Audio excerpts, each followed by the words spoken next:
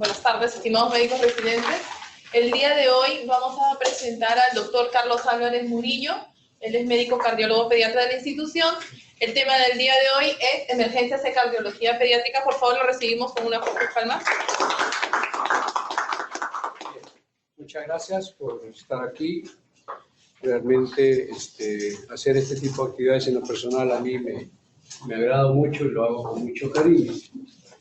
El tema planteado es emergencias en cardiología pediátrica. Lo primero que tenemos que decir es que las emergencias cardiovasculares en pediatría no solo están relacionadas a las cardiopatías congénitas, como uno a priori podría pensar, sino otros procesos congénitos o adquiridos. La sala de emergencia pediátrica va a ser el escenario de primera respuesta, como ocurre. Y eso hace que el tiempo que toma la adecuada valoración de la emergencia cardiovascular es crucial y puede determinar la evolución y el pronóstico. La adecuada valoración, graben esto. No son eventos frecuentes, como vamos a reseñar también, pero pueden ser letales. No es frecuente, pero por tu mano puede pasar algo potencialmente letal.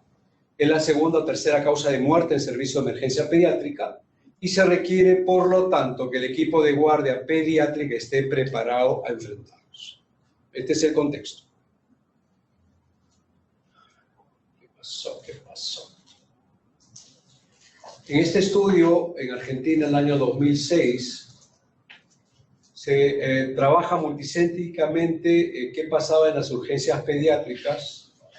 Y cuando miran los antecedentes patológicos de los pacientes, vemos que las cardiopatías congénitas como antecedente solo es el 3.2%.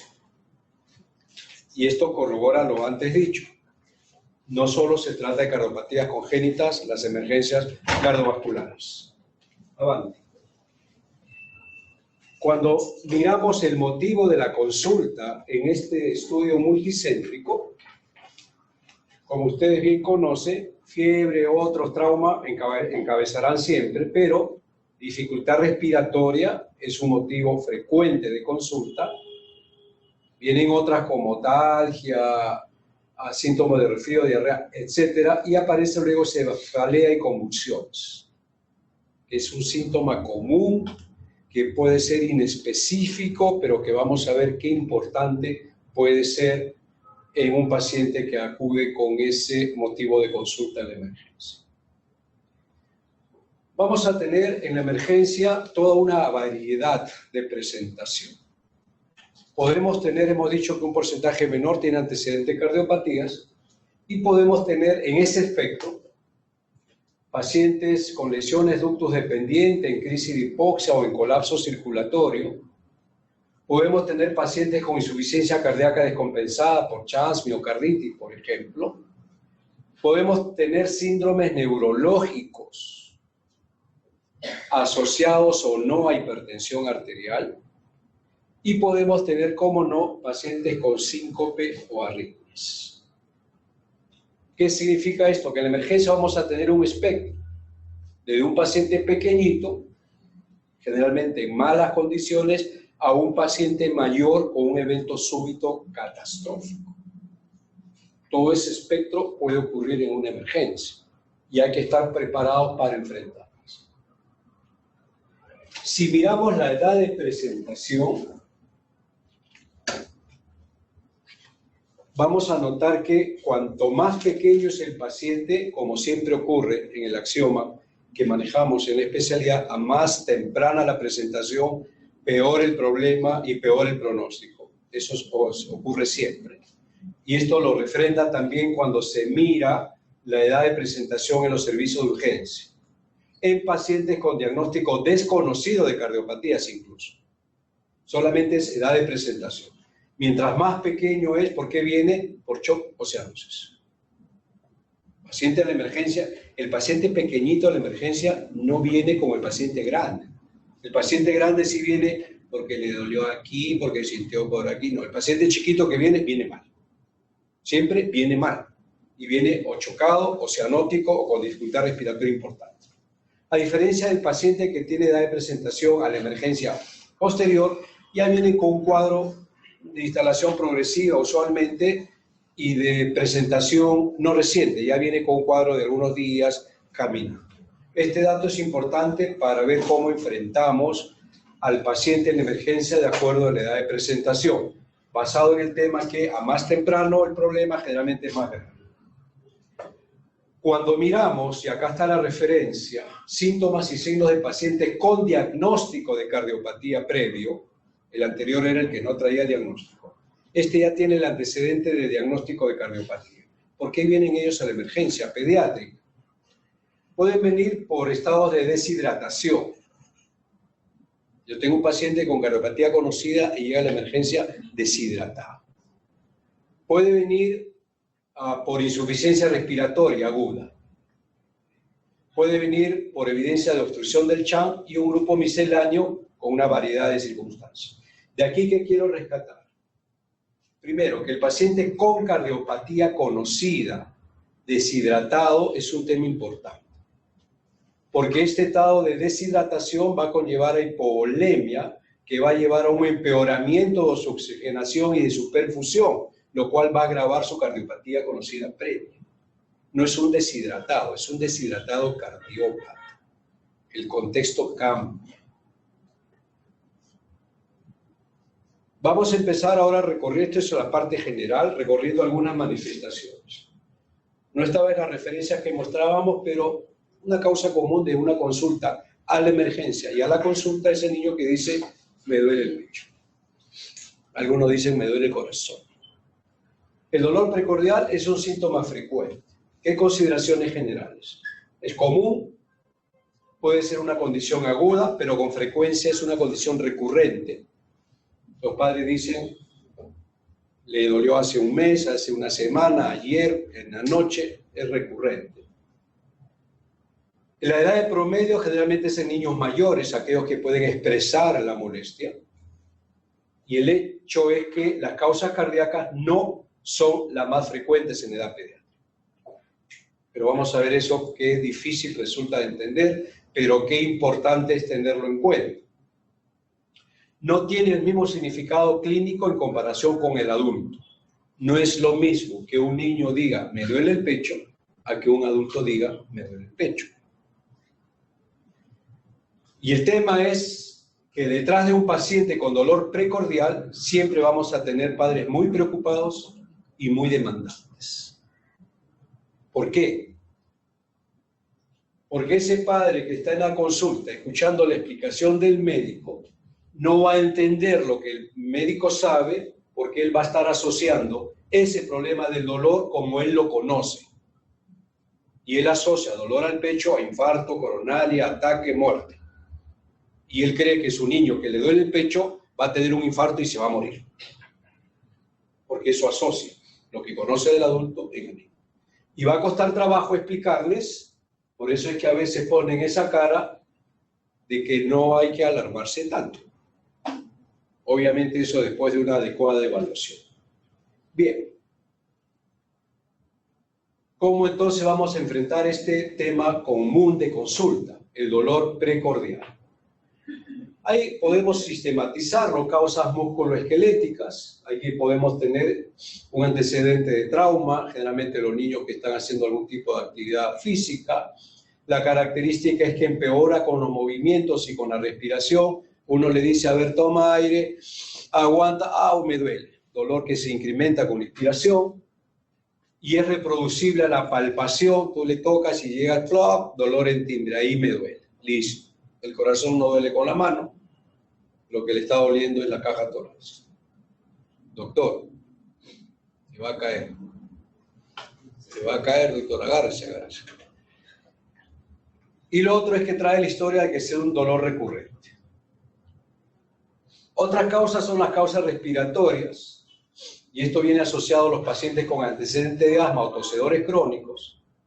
Puede también tener un origen muscular porque el problema obstructivo bronquial le provoca en cierta forma fatiga muscular y eso se asocia a dolor.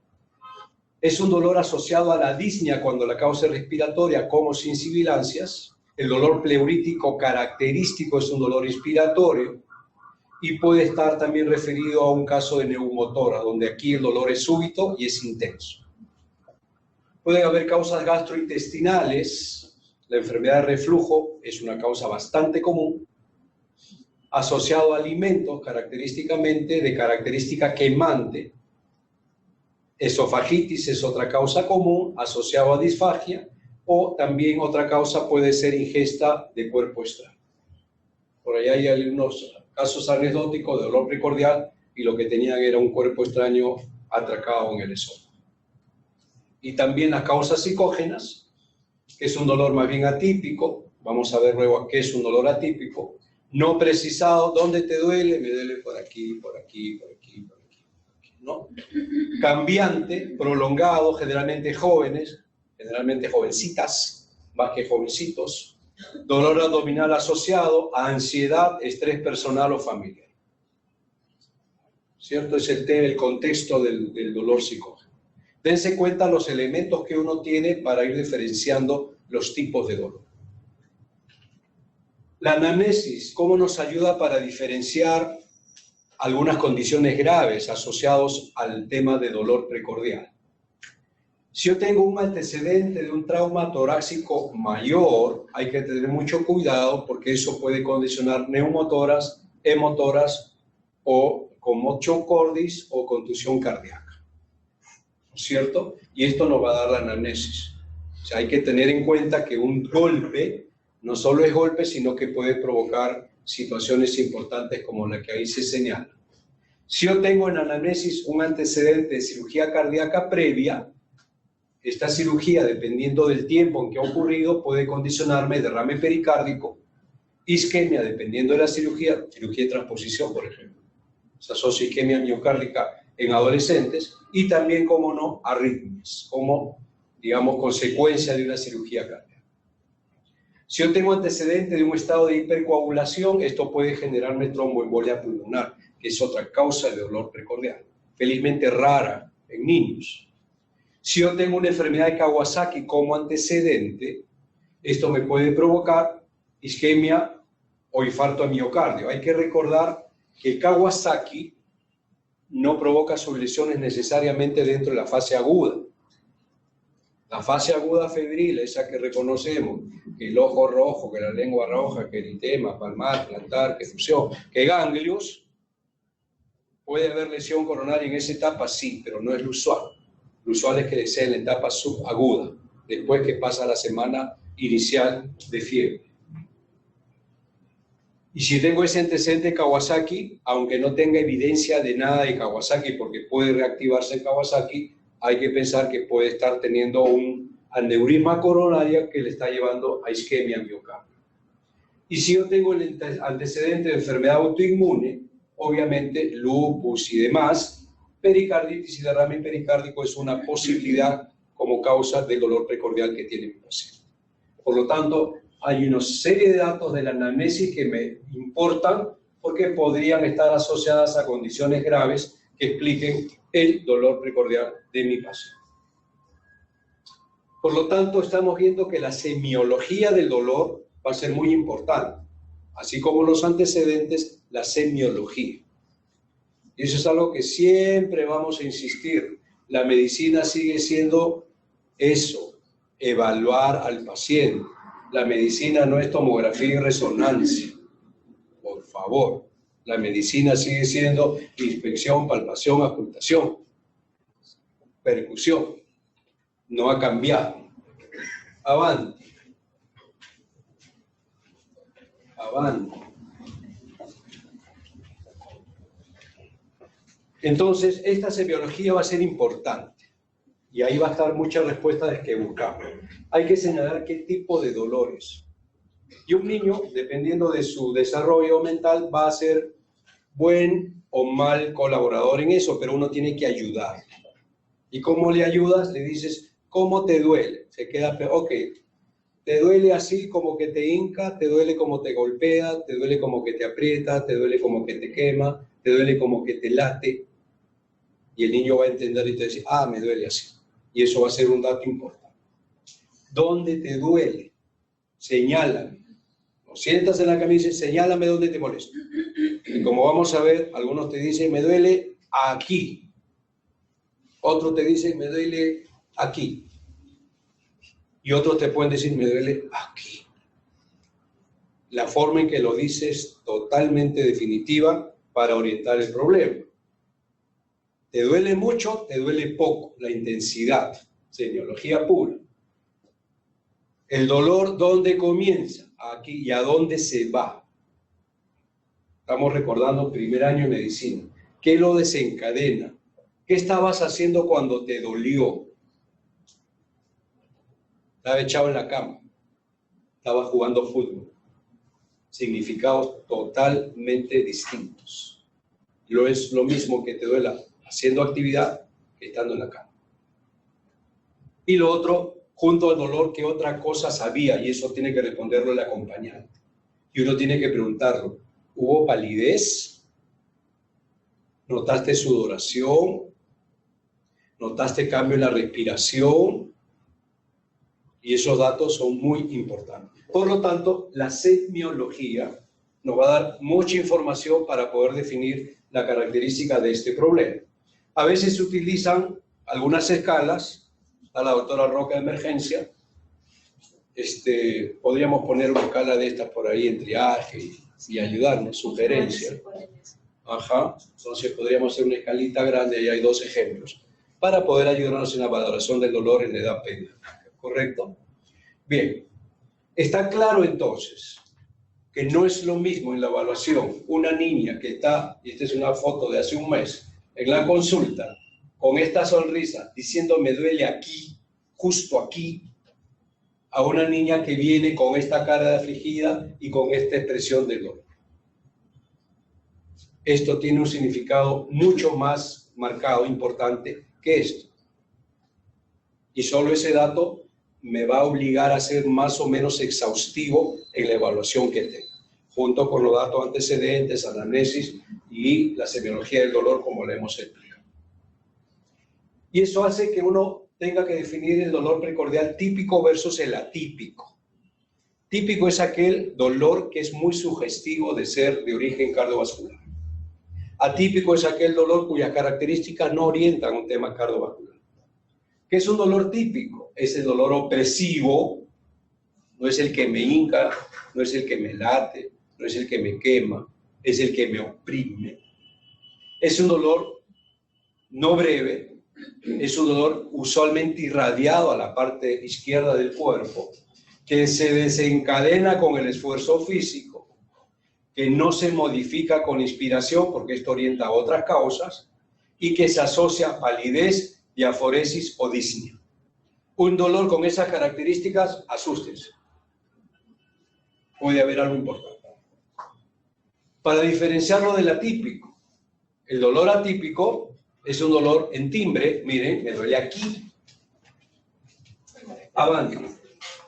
O en otros casos poco definido, por aquí, por aquí, por aquí, por aquí. Es un dolor breve, usualmente en reposo, a veces en actividad también, pero usualmente en reposo. Es un dolor recurrente que se modifica con la postura y que no está asociado a esos signos neurovegetativos. Entonces, esas características me definen un dolor típico de un dolor atípico. La placa de tórax, ¿qué impacto tiene en esta evaluación? Creo que hasta este momento está quedando claro que el dolor precordial puede ser algo muy simple, pero puede ser algo muy complejo. Y que la evaluación hay que hacerla con alguna, digamos, orientación clara, porque si no van a pasar cosas letales delante tuyo. Radiografía de tórax en la evaluación es útil, por supuesto. Nos pueden hacer el diagnóstico rápidamente de un paciente con dolor precordial, como es el caso de un paciente con neumotórax, como es el caso de un paciente con neumomediastino, como es el caso de un paciente, puede ser un derrame pericárdico, como es el caso de un paciente con fracturas, como es costillas, como es el caso de un paciente con derrame pleural, y como no, también podemos tener un paciente con dolor precordial y placa normal. Pero de que puede ayudar, sí. ¿Cuándo lo vamos a pedir? Otra vez la anamnesis. y una buena evaluación clínica. Lo que estoy tratando de decir es que el paciente con dolor al pecho, por más tranquilo que lo vemos, si no le hacemos una adecuada evaluación, no es que vaya nomás a la consulta, porque lo veo aparentemente bien. Cuidado que de repente es la última vez que lo vas a ver. Cuidado, como vamos a mostrar. ¿Cuándo es una emergencia entonces? Con todo lo que estamos viendo, ok, ¿cuándo ya tenemos que estar muy claritos que este pacientito es un problema? Cuando tengo un niño con un dolor precordial de esas características típicas que hemos visto, que es de intensidad muy importante. Cuando se asocia a cambios en ambos extremos de la frecuencia cardíaca. Cuando viene asociado a disnea, a palidez o a frialdad distal, a diaforesis. Cuando el examen me dice que hay pulsos poco amplios. Cuando hay hipotensión, significa que hay que tomarle la presión al paciente. Asociado a náuseas, a síncope anterior o actual y o a cianosis. Un dolor precordial asociado a estas características no es un dolor precordial cualquiera.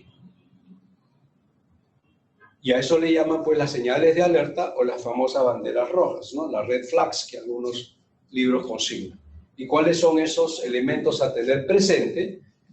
El dolor desencadenado por el esfuerzo físico, si asociado a lo que ya hemos señalado, si viene con palpitaciones, puede significar una arritmia detrás, si viene asociado a síncope, si hay historia recurrente de síndrome febril, puede haber una miocarditis o una miopericarditis detrás, si hay un antecedente de proceso inflamatorio sistémico, igualmente compromiso de serosas, si hay un trauma torácico reciente, si el examen clínico muestra alguna anormalidad. Dolor precordial con soplos no es lo mismo que dolor precordial sin soplos. ¿Sí?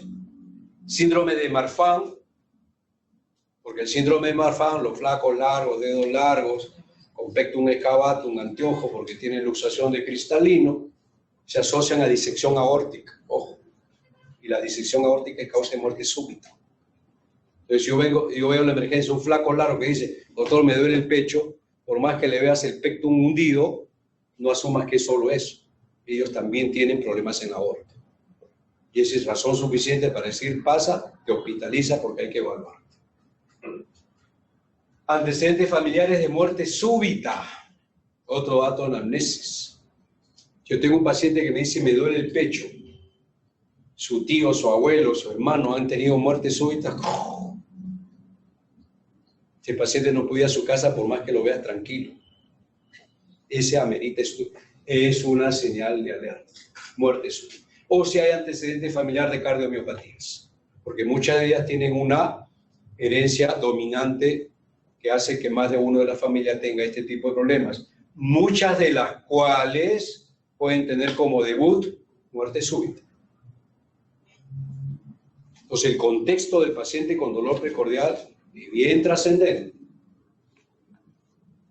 Las causas cardíacas ya estructurales de dolor precordial son las cardiomiopatías hipertróficas, las lesiones obstructivas del ventrículo izquierdo, las miocarditis, que vienen mucho en los cambios estacionales, el Kawasaki, las arritmias cardíacas, la embolia pulmonar rara felizmente, el infarto, hay una patología que son las coronarias anómalas, una de ellas la famosa Alcapa, donde la coronaria izquierda nace de la arteria pulmonar, por lo tanto con sangre isquémica al miocárdico y causa infarto en niños, y las pericarditis. Estas son las causas estructurales, aquellas que nos deben siempre preocupar. No son frecuentes, está claro, no son frecuentes, pero pueden ser letales.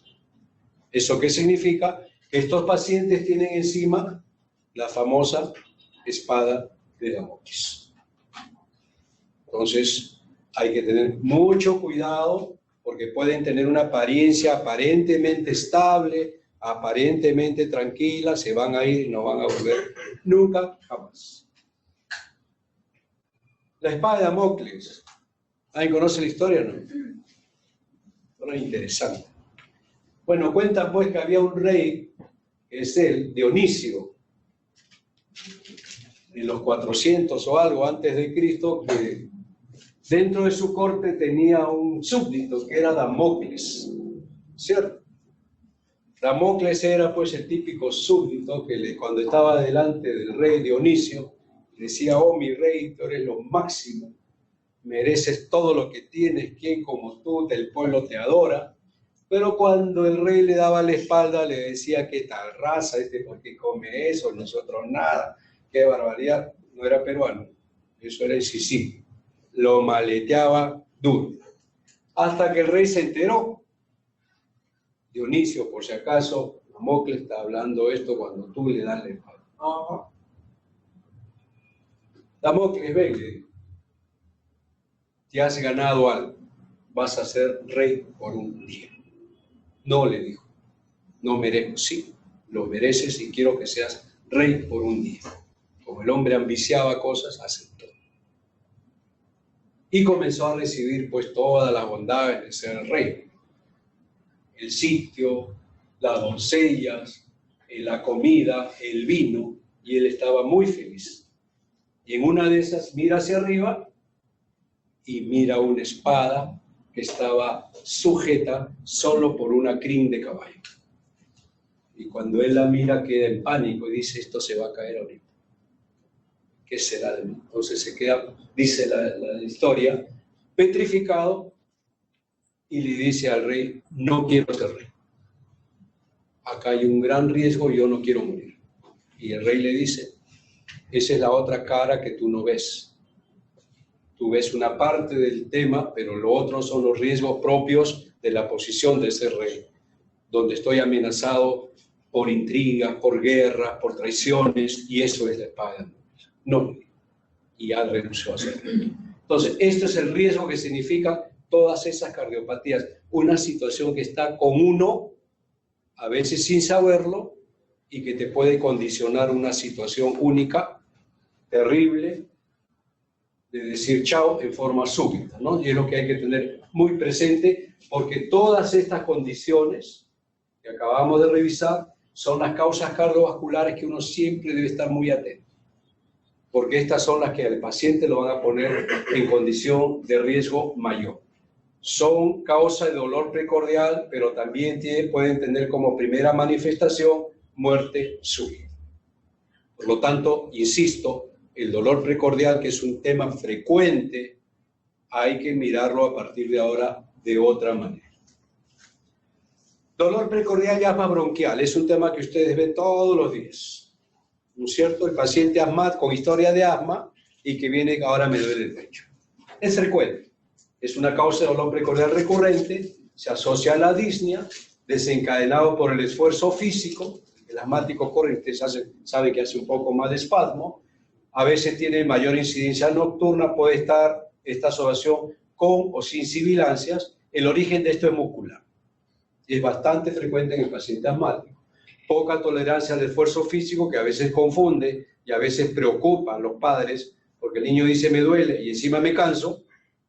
Y la prueba terapéutica es, tú lo tratas bien, le das bronquilatores, se va todo. Pero es una situación bastante común en las consultas de emergencia ambulatorias, el dolor precordial en el paciente asmático. Una revisión de dolor precordial en pacientes pediátricos en un departamento de emergencia. Aquí pone que lo más importante como herramienta es la evaluación del dolor precordial agudo a través de una historia y un examen clínico correctos. Todo lo que hemos visto no necesita resonancia, no necesita tomografía, no. Necesita una buena historia clínica, una buena anamnesis y un buen examen clínico para poder decir cuál es la conducta que voy a seguir con mi paciente. Y eso toma tiempo, pero hay que hacerlo. Además es, repito, la esencia de la medicina. Muy bien. Esto les resulta conocido, es el ingreso a nuestra emergencia. Y los voy a invitar, porque así lo hemos planteado en la clasecita esta, a entrar a la guardia. Vamos a entrar a la guardia juntos. Y entramos por la puerta. Muy bien. Empezando la guardia de un día X, día domingo. Está tranquilo el staff. Estamos todos contentos. Estaba todo tranquilo. Hasta que de repente viene un paciente. El primero de la guardia del domingo. Se trata de un lactante de sexo masculino de 10 meses de edad que acudió a la emergencia por episodio de incremento de cianosis y agitación. Cualquier día tenemos un paciente exactamente igual a eso. Tiene un antecedente de una intercurrencia diarreica con sensación de alza térmica los 3 días previos al ingreso. ¿Ok? Tiene incremento de cianosis o un episodio diarreico febril. El antecedente de haber sido operado de un shunt sistémico pulmonar, un Blelo-Taussig, al mes de vida, ahora tiene 10 meses, con un diagnóstico de atresia pulmonar. Cualquier guardia viene ese paciente. Clínicamente está letargado, hipoactivo, tiene taquimia superficial, tiene cianosis central 3 cruces, satura 70%. No tiene soplos, no hay arritmia, tiene un hígado a 2 centímetros, los pulmones no hay sibilancia, no hay rales, no hay signo de focalización. ¿Cómo se llama este paciente? Este paciente se llama, obviamente, crisis de hipoxia, ¿no es cierto? Episodio de incremento de cianosis y agitación, con un antecedente previo de cardiopatía, operado con una fístula y con un estado probablemente de deshidratación por una intercurrencia diarreica, lo cual pone en riesgo siempre este tipo de cirugías, por hemoconcentración, por deshidratación y demás. Este paciente, con ese antecedente, con esa historia, cianótico saturando 70%, es un paciente que está en crisis de hipoxia. Clarito. Muy bien, ¿qué es la crisis de hipoxia? Es un estado en que un paciente portador de cardiopatía cianótica presenta incremento de cianosis, hipoxemia, por disminución crítica del flujo, convulsiones y muerte. Primera conclusión, la crisis de hipoxia mata.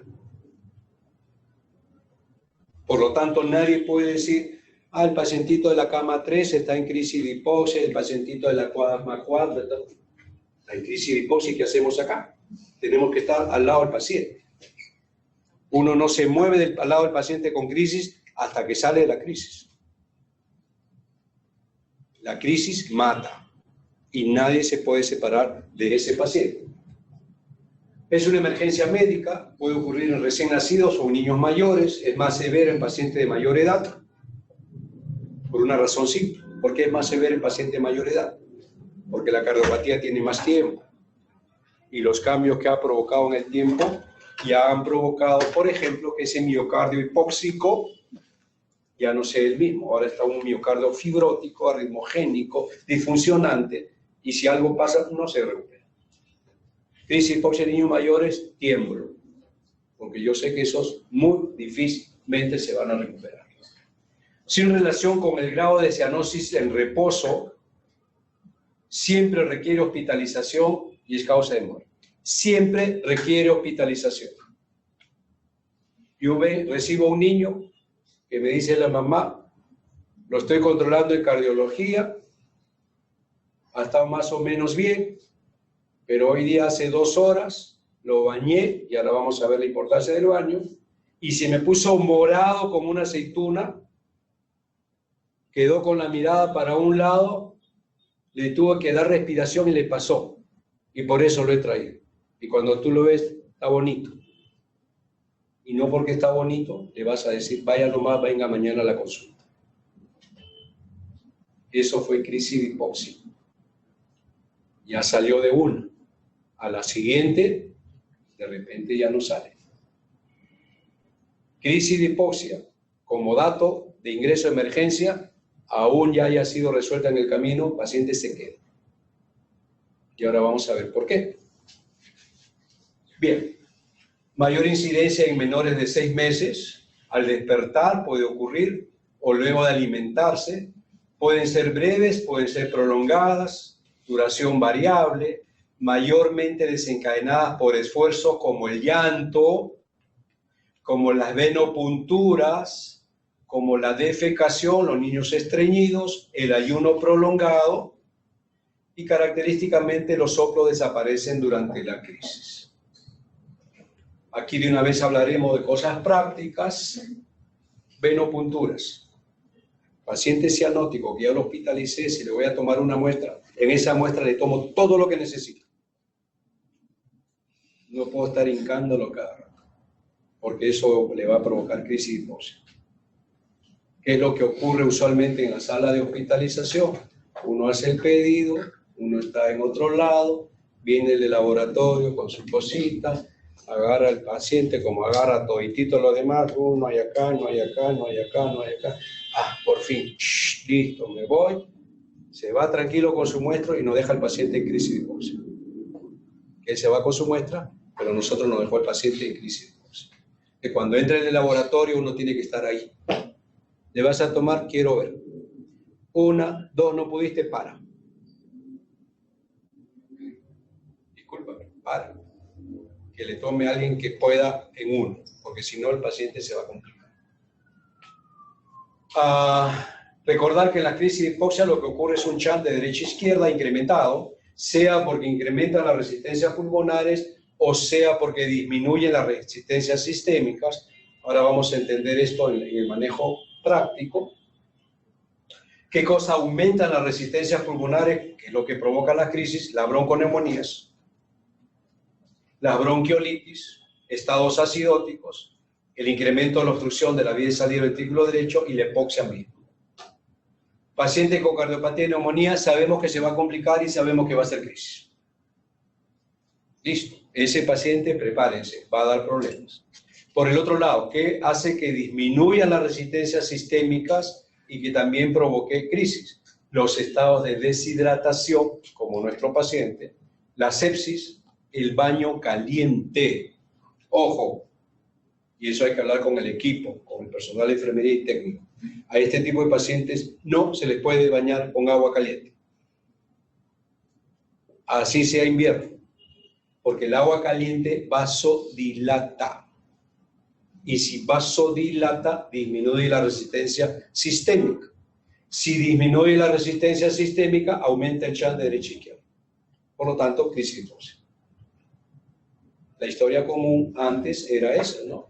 Llegábamos en la mañana, comenzaban la crisis. ¿Qué pasaba? ¿Qué pasaba? Lo bañaban con agua caliente. El paciente estaba bien bañadito, bien bonito, en crisis de hipoxia. La actividad física de los niños que ya caminan y la anemia como factor descompensante. ¿Cómo valoramos la severidad? ¿Cómo sé que esta crisis es más severa que la otra? Todas son importantes.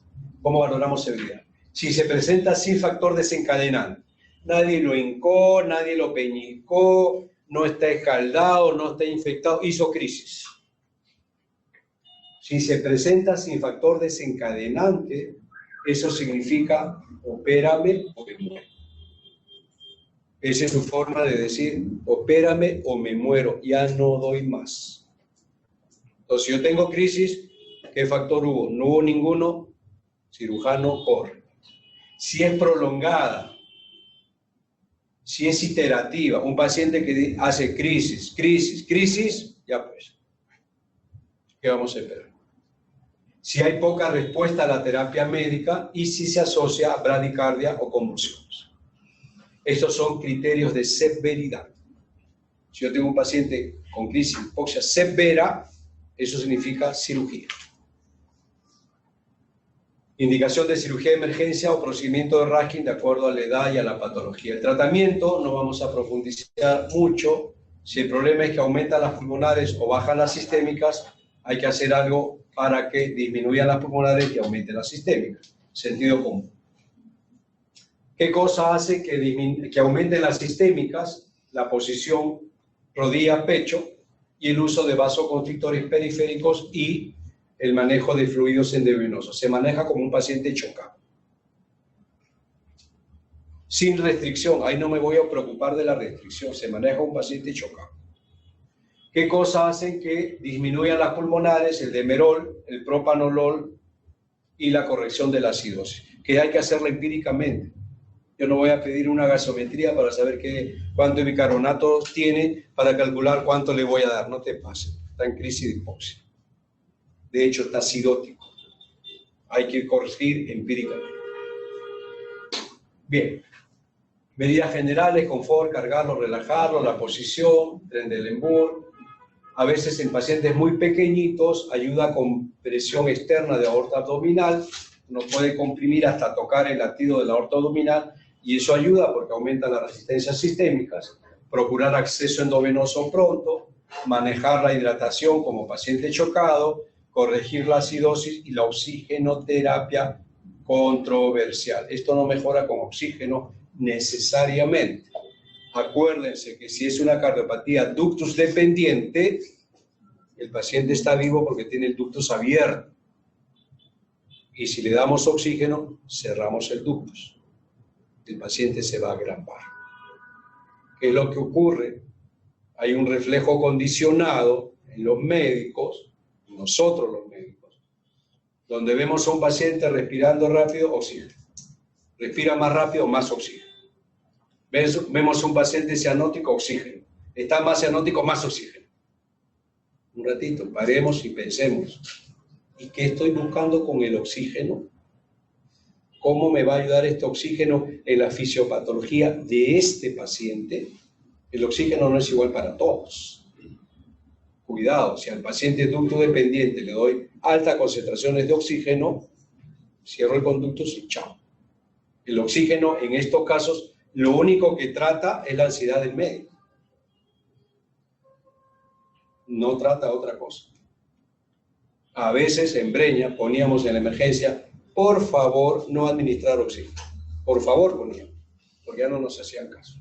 Por favor, sí, no administrar oxígeno. Entonces, eso hay que tenerlo muy presente. Muy bien. Terminamos un caso. Seguimos de guardia, ahora tenemos otro paciente. Bien, tenemos ahora un niño de 11 años que lo traen sus padres porque tras nadar en una piscina cercana al centro y estando sentado en el borde, presenta en forma súbita un episodio de pérdida de conciencia de menos de 1 minuto de duración, del cual se recupera espontáneamente. Historia común. La exploración física es un niño de 35 kilos, con 60 de latido, con esta presión arterial, en un aceptable estado general, aunque está nervioso, tiene un color normal de piel y mucosa, está bien hidratado, no hay signo de dificultad respiratoria, la ocultación pulmonar es normal, los pulsos son palpables y simétricos, la ocultación cardíaca no hay soplos, el abdomen no hay megallas, consciente, no signo de focalización. Paciente que ustedes habrán tenido más de uno, ¿no? Aquel que se le apaga el foco y se le prende el foco, ¿no? Y viene a la emergencia aparentemente tranquilo. Bien, mientras se colocaba el monitor de EKG, los padres refieren no haber otros antecedentes personales, ¿no? Estaban atendiendo, como es una historia sincopal, podemos decirlo ya, estaban preparando para colocarle el monitor, dicen no mayor antecedente. Sin embargo, el padre recuerda haber presentado episodios sincopales durante la infancia, el niño, que se dieron con la edad. Ya habían algunos datos por ahí. El niño no toma ningún fármaco, además durante el episodio no realizó movimientos anormales ni tuvo relajación del fémur. ¿Ok? Se realiza un trazo del EKG del monitor. Y ese es el trazo. Mírenlo nomás, traten de concluir, porque aquí hay otra conclusión, que luego la vamos a dar. Posteriormente, el paciente está muy nervioso, se queja de que se siente mal otra vez, está en la emergencia. Está más pálido y refiere tener palpitaciones y dolor retroexterno. Inmediatamente vuelve a tener otro episodio de pérdida de conciencia, tiene mala perfusión periférica, no es posible tomar la presión arterial y los pulsos son débiles. El paciente cambió en la emergencia. El monitor muestra ahora este trazo.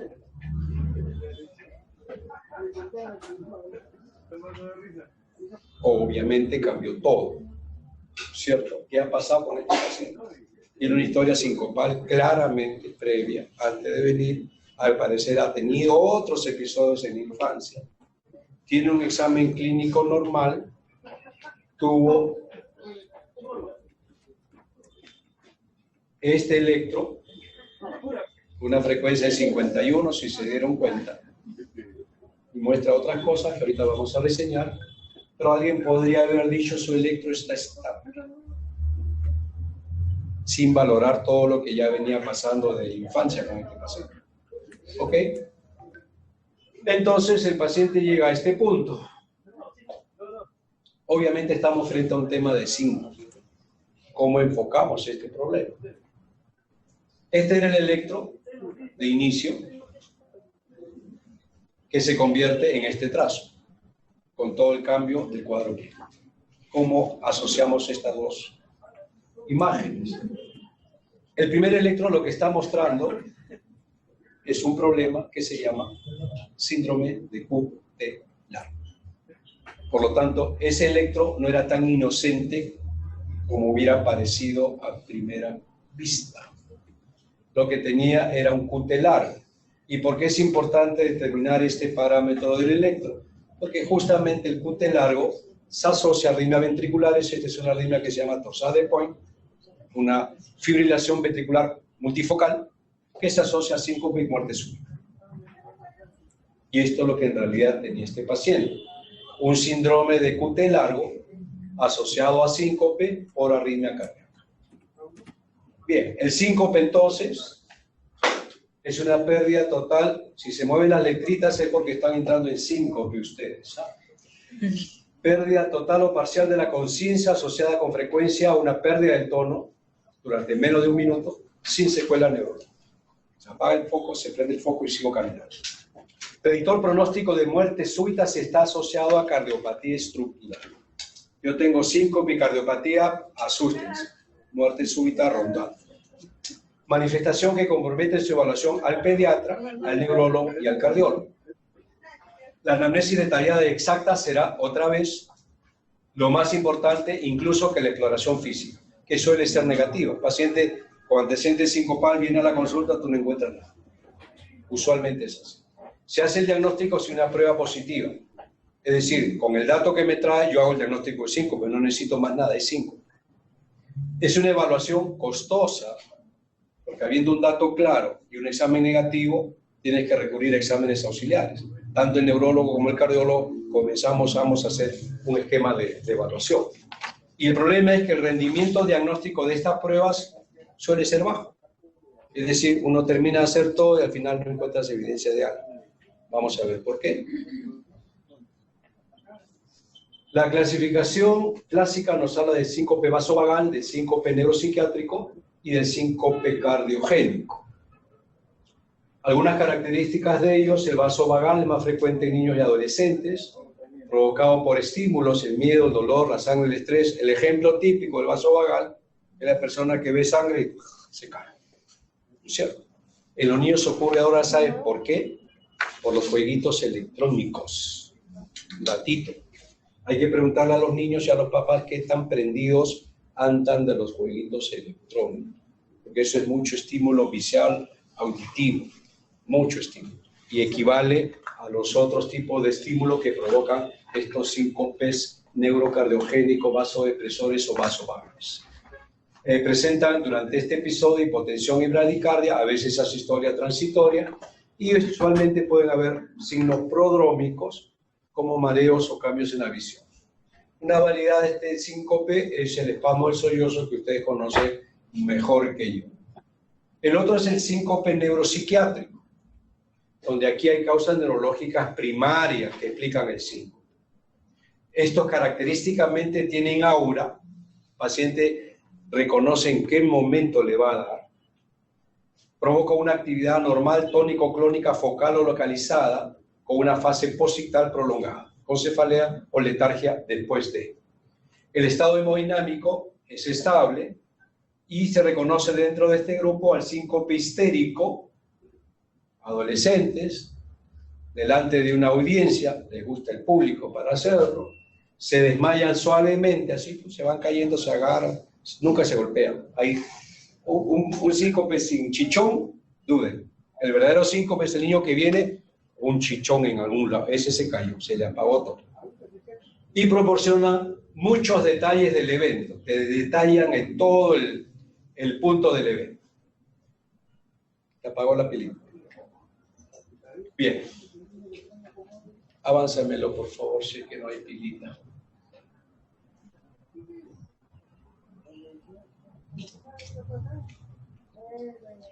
Ya está. El síncope cardíaco, aquí hay trastornos cardiovasculares que provocan esta inestabilidad hemodinámica, lesiones obstructivas del ventrículo izquierdo, hipertensión pulmonar, tumor cardíaco, el mixoma en la cabeza, anomalía de arterias coronarias, miocarditis o arritmias.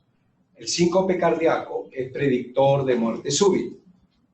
Y las arritmias en este tipo de síncope son más frecuentes, más silenciosas y más mortales. Recordemos el famoso síndrome de Stokes-Adams, que es un síncope cardíaco con convulsiones sin aura y sin fase postictal, más aún se ha asociado al esfuerzo físico. El Stokes-Adams es el síncope asociado a problemas cardiovasculares. Avanza, por favor.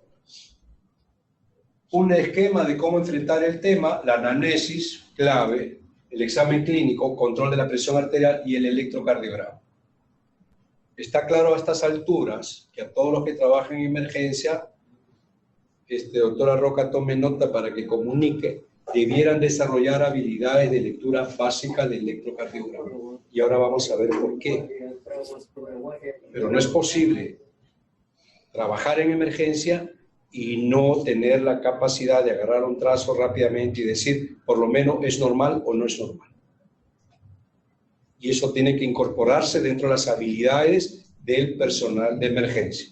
Tan importante como saber reanimación. Mirar un electro. Entonces, si la historia sugiere vasovagal y el electro es normal, no hay más pruebas que hacer. Ahí el problema va a ser explicar a los padres que no deben preocuparse.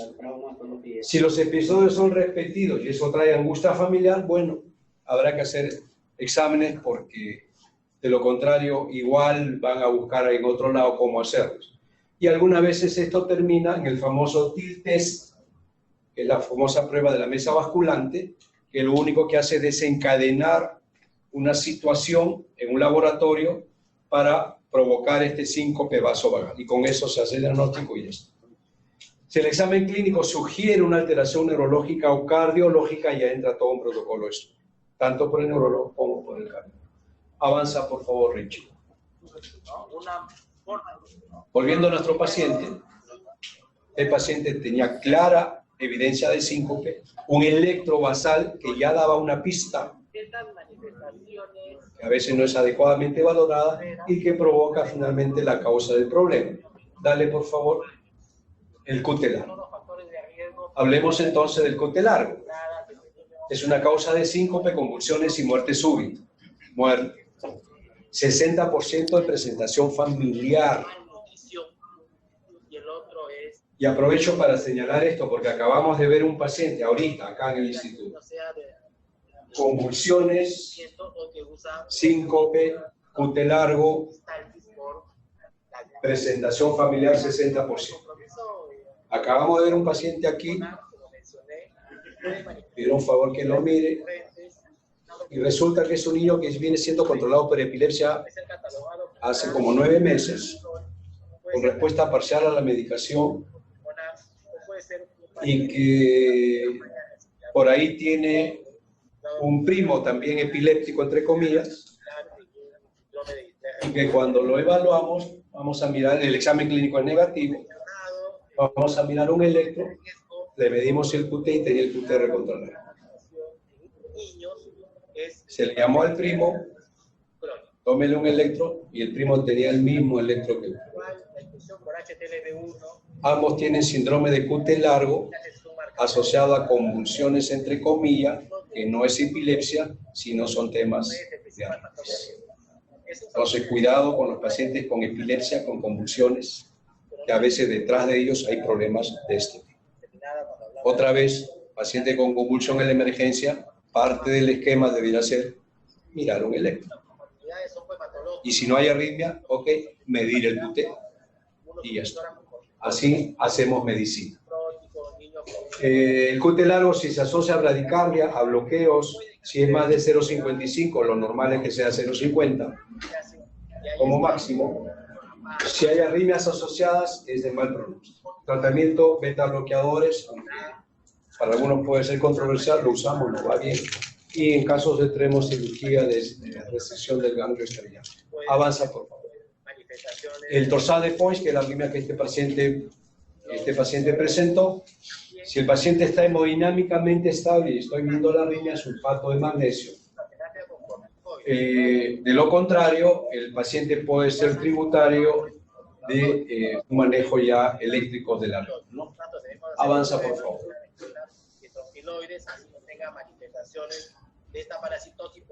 Artículo especial, emergencia 2018, tibiecito nomás. Título, ¿se puede predecir y prevenir la muerte súbita cardíaca en sujetos jóvenes? Algunas indicaciones para el urgenciólogo. Está calientito este artículo. Dice, ¿qué debe buscar el urgenciólogo? El abordaje clínico, diagnóstico de estos pacientes se basa en 3 elementos. 1. Síntomas, historia clínica, anamnesis, historia clínica. 2. Antecedentes familiares. 3. Electrocardiograma basal. Miren el título. ¿Se puede predecir y prevenir la muerte súbita cardíaca? No estamos hablando de cualquier cosa. Y este artículo es muy interesante y lo vamos a ver luego en otra diapo, pero trata de explicar algunas muertes inexplicadas y cómo uno puede sospechar más en determinadas circunstancias. Por ejemplo, el famoso síndrome de muerte súbita en el lactante. Ustedes lo conocen más que yo. A veces se esconden detrás problemas eléctricos cardíacos. Los pacientes que se ahogan, los pacientes que se caen aparentemente y se caen, no se cayó y se desnucó un ratito. De repente cuando se cayó ya estaba muerto. Y ponen atención también, por ejemplo, y esto es en adultos, en accidente de tráfico con vehículo único.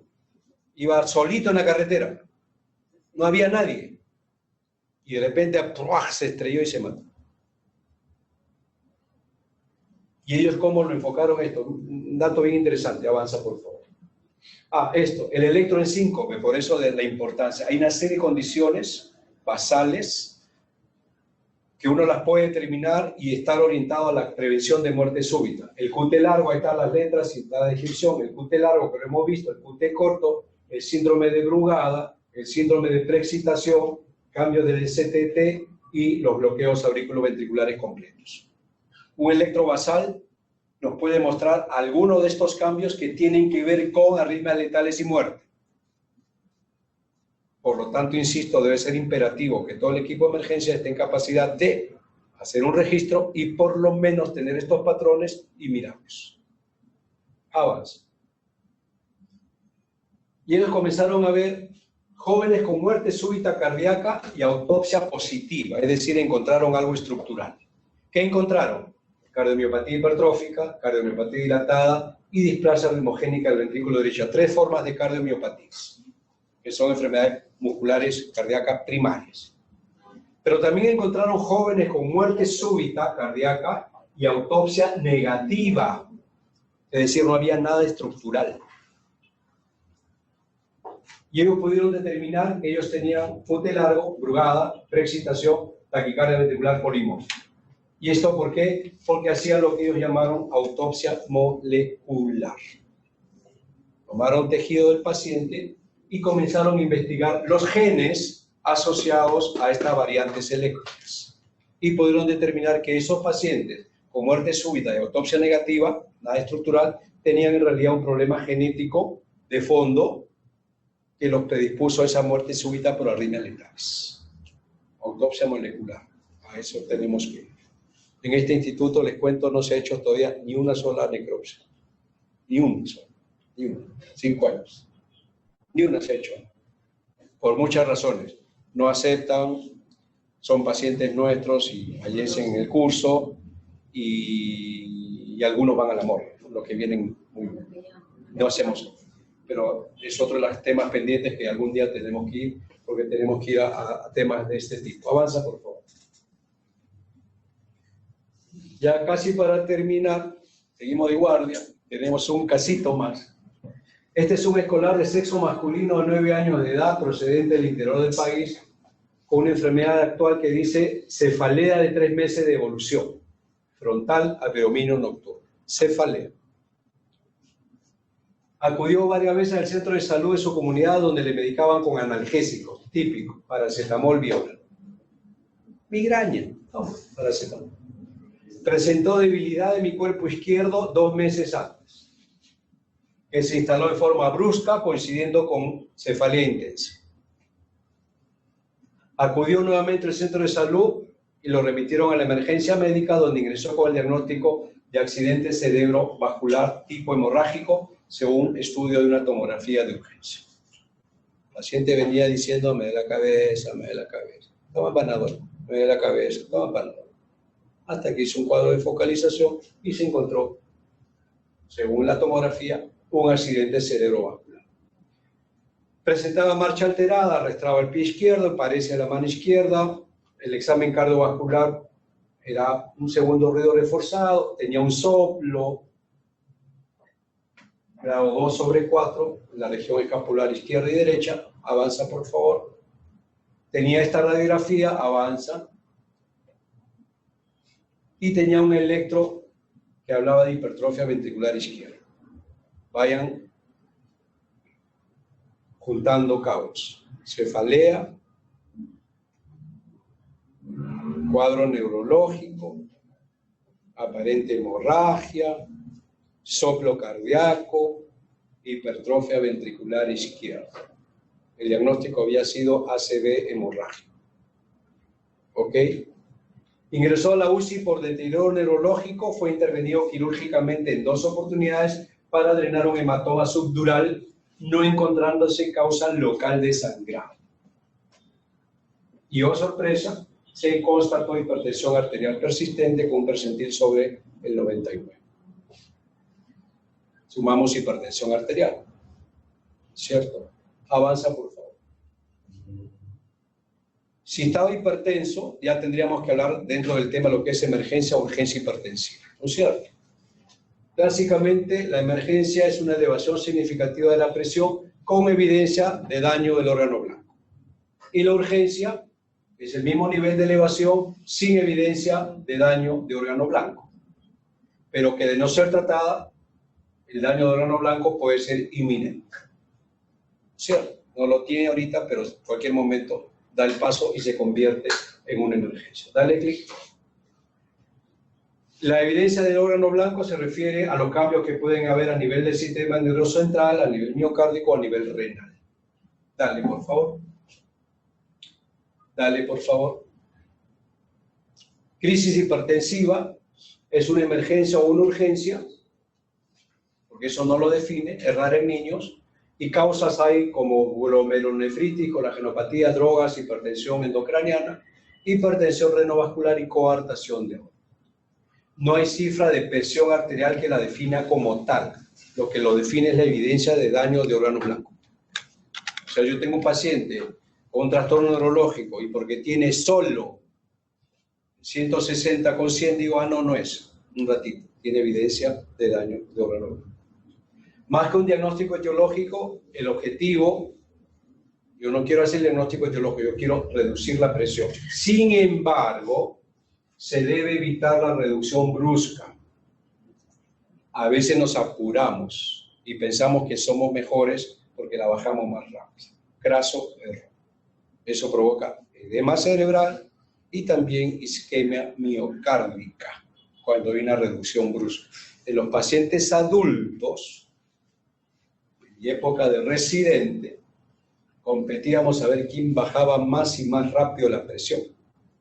Y luego comprendimos y los reportes comenzaron a aparecer que las disminuciones súbitas de la presión venían acompañados con infartos miocárdicos. Provocaba una isquemia relativa a eso y era peor el remedio que la enfermedad. Dale, por favor. El tratamiento entonces era una disminución progresiva y segura. Reducciones rápidas pueden provocar daño. Y las cifras extremas de presión arterial causan pérdida de la autorregulación, impide acomodación normal frente a reducciones bruscas de la presión y como consecuencia, y ese es el problema, hipoperfusión tisular. Afecta la corteza cerebral, infarto, los riñones, insuficiencia renal, la retina, hemorragia y compromiso ya y el corazón. Dale, por favor. Por lo tanto, el paciente está amenazado por la enfermedad y por el tratamiento. Dale. Teníamos entonces, volviendo a nuestro paciente, ya para terminar, paciente de 9 años con cefalea, focalización, hemorragia cerebral e hipertensión arterial. Teníamos una radiografía que pasó inadvertida, pero que mostraba estas señales, que son unas erosiones subcostales, características de este problema que es la coartación de aorta. Este paciente, lo que fue toda su vida con cefalea, con cuadro neurológico, fue un paciente corta. Toda su vida fue un corta. Bien, revisemos entonces coartación de aorta. Hay dos tipos, ¿no? La famosa coartación preductal y la famosa coartación postductal. ¿Cómo las diferencian? Esta es la propia del recién nacido. Da ICC precoz, da shock cardiogénico, van a la UCI neonatal, manejo de ICC, prostaglandina es ductus dependiente y requiere cirugía precoz. Anécdota de este caso, acá en el instituto. Paciente referido de otro sitio con diagnóstico de recién nacido con coartación de aorta crítica. Ductus arterioso permeable. Paciente llegó a la emergencia en el 2014. No se asusten, fue el 2014, 2015 de repente. Paciente llega a la emergencia, el emergenciólogo lo recibe, es un coartado, ya debe pasar arriba a la una de las UCIs, mandó a la interconsulta, bajó al intensivista, lo miró, el paciente estaba tranquilito, bonito, no tiene criterios para cuidados intensivos, se regresó. Al día de la mañana yo tenía la misión de ingresar siempre por la emergencia, ingreso por la emergencia, pregunto por el paciente, está mal, doctor. Ya estaba en dificultad respiratoria severa, no había orinado, estaba pálido, ya estaban pensando en intubarlo. Oye, pero ¿por qué no lo subieron? No, porque el intensivista dijo que no.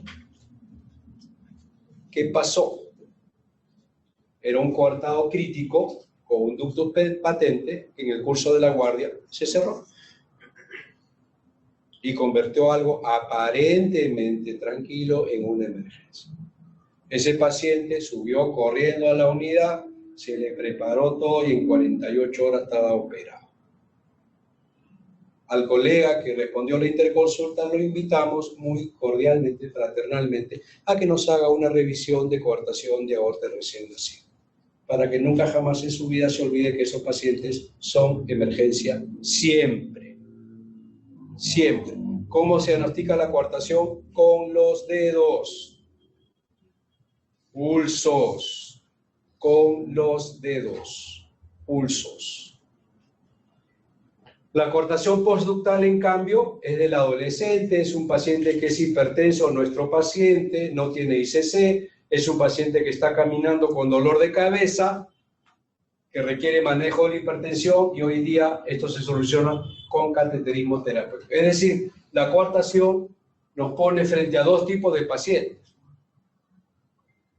¿No es cierto? La coartación del recién nacido, paciente crítico, chocado, urgente hay que operarlo, y el otro, la coartación del niño mayor, que está con dolor de cabeza,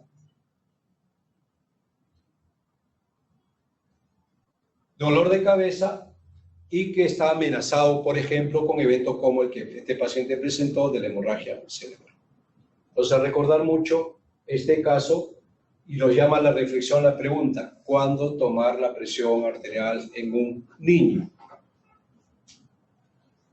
Los pediatras andan con su estetoscopio, su pulsoxímetro, su termómetro, su centímetro, pero muy pocos tienen tensiómetro en el canguro. Y si lo hay, peor, muy pocos lo usan. ¿Cuándo tomar la presión? Mínimo un control de rutina anual. Todo niño hospitalizado por cualquier razón tiene que tomarse la presión arterial. Es una función vital más. Y sobre todo si hay enfermedad nefrourológica, si hay enfermedad cardiovascular, si hay tumoración abdominal, si hay cefalea, como nuestro paciente, migraña entre comillas, si es obeso, síndrome cardiometabólico, y si hay antecedentes familiares de hipertensión arterial. Pero no es posible atender, por ejemplo, pacientes gorditos y no tomarle la presión arterial. No es posible. Muy bien. Hay un piñoso. Creo que este ya lo vamos a pesar, era el último caso. Lo pasaremos rapidito. 10 minutos. Era un lactante de 6 meses con cuadro clínico de 1 semana de evolución, de rinitis, tos, irritabilidad subfebril. Recibe sintomático. Paciente de todos los días. ¿No es cierto? Todos los días. Ok. Ante persistencia de la irritabilidad, a lo que se agrega hiporexia y palidez, he conducido a la emergencia. Todos los días. En emergencia, el paciente está pálido, con taquipnea leve, sin cianosis, irritable. Y tiene una frecuencia cardíaca de 200 por minuto. Más de 200 por minuto. Vayan armando su diagnóstico. Se registra un electrocardiograma. Otra vez, un electrocardiograma en la emergencia.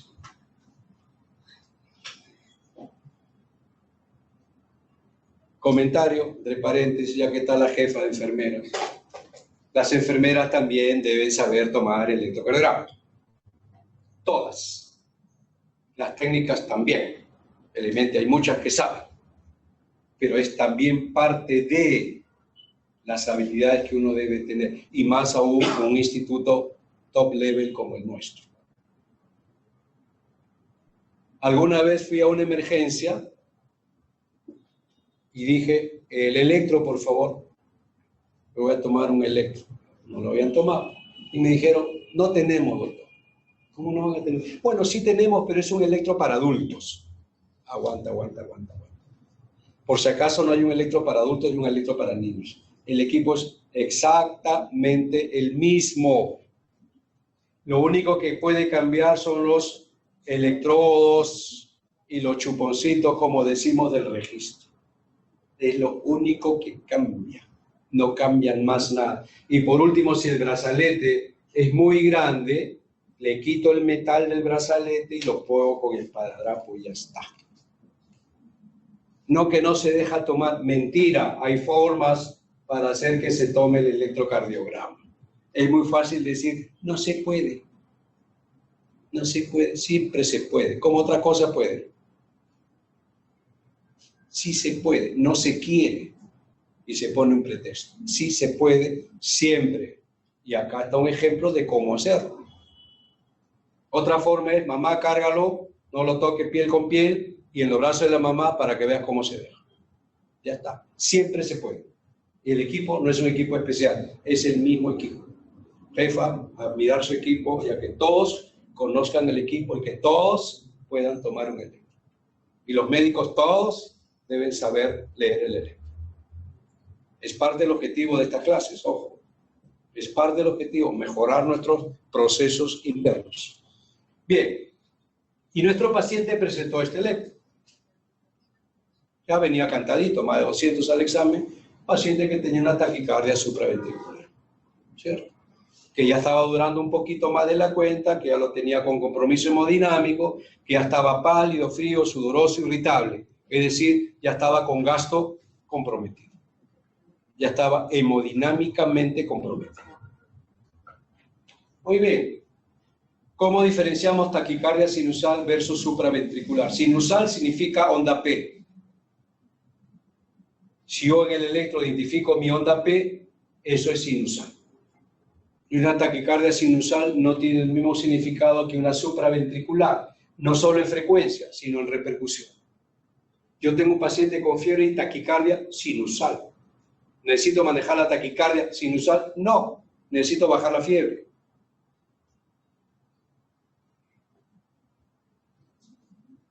Ok, taquicardia sinusal, entonces, PQRST, aquí no puedo identificar PDT. Este es un ritmo regular, se identifica la onda P, la frecuencia suele ser menos de 200, este es un resumen nada más. Este es un ritmo regular, puede aparentarlo ser regular, no se identifica la onda P, aunque pudiera parecerlo, no es fácil definirlo, y la frecuencia suele ser más de 200. Y ya está, tan fácil como eso. Ocurre en corazones generalmente con estructura sana, en menores de 1 año el 50% de los casos. El primer episodio ocurre después del primer año, el pronóstico, si el primer episodio ocurre después del primer año, es decir, no es tan temprano, el pronóstico cambia. Remisión completa solo el 20%. ¿Qué significa este datito? que si yo tengo un paciente que está debutando en mi emergencia a los 2 años con una taquicardia de este tipo, conózcanlo bien, mírenle la cara bien, háganse amiga de la mamá, porque lo van a ver con frecuencia en la emergencia. Porque estos pacientes no revierten, recurren. Solo el 20% remite. Y en Breña teníamos tantos casos de este tipo que a algunas mamás le decíamos, señora, tome la receta. Cuando vea que su hijo se pone así, ya venga con la ampolla de adenosina. Cosa que así no, la mamá venía con el niño y su ampolla. Doctor, vengo para que le pongan la ampolla. Porque ya sabía que estaba con otro episodio más. ¿Ok? Entonces, esto hay que valorarlo en el sentido que estos pacientes van a ser caseritos de la emergencia. El cuadro clínico es inespecífico en menores de 1 año. Hay irritabilidad, palidez, sudoración, rechazo a la lactancia, como lo pueden tener 4.000 otros procesos, lo cual retrasa el diagnóstico, porque uno piensa, estará infectado, estará deshidratado. Acuden a emergencia por lo mismo, porque hay retraso, con mayor deterioro hemodinámico, porque a más tiempo pasa, más la repercusión, por una razón simple. El corazón necesita un tiempo para llenarse y un tiempo para inyectar. Pero si late tan rápido, no tiene tiempo para llenarse, por lo tanto no inyecta. Y si no inyecta, gasto sistémico comprometido. Irritabilidad, palidez, sudoración, oligor y todo lo demás. Así lo entendemos.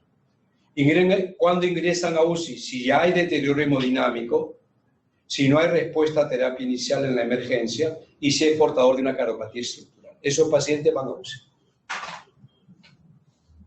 Bien, las taquiarritmias pueden ser de complejos delgados o de complejos anchos.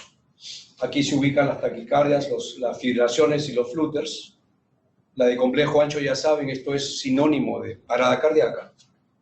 Aquí van bien las maniobras vagales, aunque en niños ya no hay compresión del globo ocular. La adenosina es la elección. Se puede usar amiodarona, pero la amiodarona nunca da respuesta rápida en fase aguda.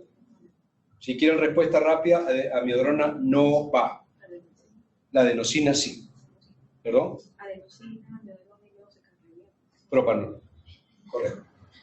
Verapamil, casi proscrito en la población pediátrica. Hay reportes, yo tuve una experiencia, debo confesarlo, yo tuve una experiencia hace un par de décadas, para no decir más de 20 años, hace un par de décadas, de un paciente que manejamos en la emergencia con verapamil, hizo bradicardia sostenida que no la pudimos levantar con nada y entró en asistolia, no salió.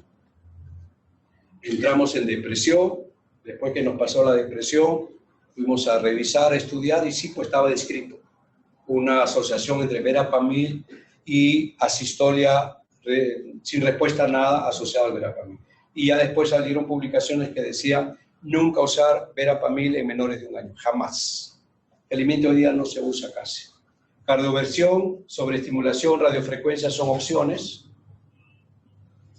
Cuando hay complejo QRS ancho, recordemos las imágenes, decíamos este es sinónimo de parada cardíaca y esto se maneja con cardioversión, infusión de lidocaína y amiodarona, sulfato de magnesio y siempre corrección del medio interno. El uso de adenosina en el tratamiento de estas taquicardias en una emergencia pediátrica, tenemos que de 44 pacientes en este estudio, tuvimos 1 respondió a maniobras vagales, 3 terminaron espontáneamente, 39 fueron adenosina. Ojo, 39. De estos 39, 10 no respondieron, 25%. Y el 75% volvió a ritmo sinusal. Por lo tanto, no siempre hay respuesta y no hay que sentirse mal. La cuarta parte no responde. De ellos, 3 pasaron a amiodarona, 4 a beta bloqueadores, 2 a cardioversión eléctrica y 1 a cardioversión seguido de amiodarona, que son más o menos los esquemas que uno se usa. Por lo tanto, hay que estar preparado en la emergencia con adenosina, con amiodarona y tener las pastillitas. No tenemos el endovenoso del propanol. Por lo tanto, conclusión, la mayoría de pacientes con taquicardia supraventricular requieren tratamiento con más de 1 dosis de adenosina, la mayoría. La mayoría de pacientes pueden ser enviados a casa desde la emergencia cuando están controlados, cuando han respondido y no tienen nada detrás.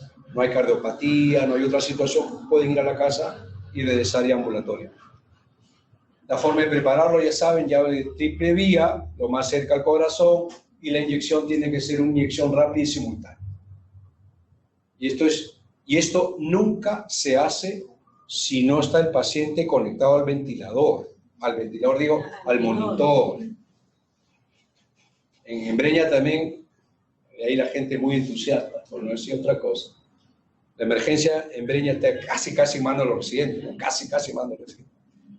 Entonces, me acuerdo que bajo una vez, 2 de la mañana, un paciente con taquicardia supraventricular, vamos a ir, fuimos y encontramos a la residente bien contenta con una sonrisa oreja a oreja. Me dice, doctor, sí, ya lo tratamos, ya le pusimos adenosina, ya aquí va acá. ¿El monitor? No, así nomás sin monitor. Sin monitor lo has hecho. No es posible.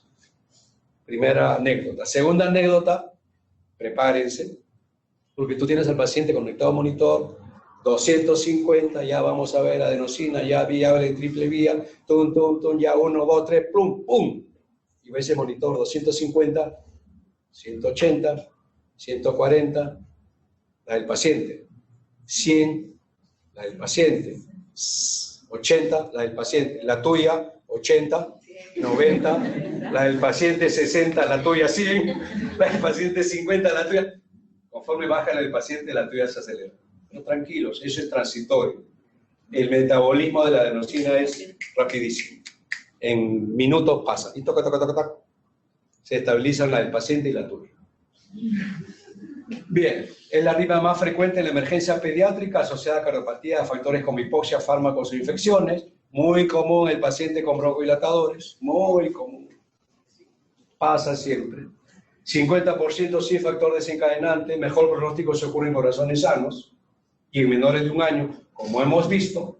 Síntomas inespecíficos, está pálido, está irritable, no quiere tomar la leche, cuidado, puede ser eso. Y solo se diagnostica con electrocardiograma, por favor. Otra razón más para que emergencia haga electrocardiograma. Bien, para terminar, ahora sí, este es un pacientito que se está yendo al cielo, por favor, eso hay que evitarlo. Las emergencias en cardiología pediátrica, aunque no son frecuentes, se enfrentan al pediatra a condiciones potencialmente letales, como hemos visto. Manifestaciones son inespecíficas y pueden esconder condiciones serias de evolución tórpida, como hemos visto. Se requiere una adecuada evaluación clínica, otra vez, e incorporar capacidades al trabajo en emergencia. Por ejemplo, lo del electrocardiograma. Espero que pronto me digan, doctor, mire, ya estamos tomando electro. Muy bien, termina la guardia entonces, entregamos la guardia, se acabó esta guardia horrible, nos vamos, y esto ha sido la presentación de emergencias en cardiología pediátrica. Yo les agradezco la atención, y si hay preguntas, con todo gusto.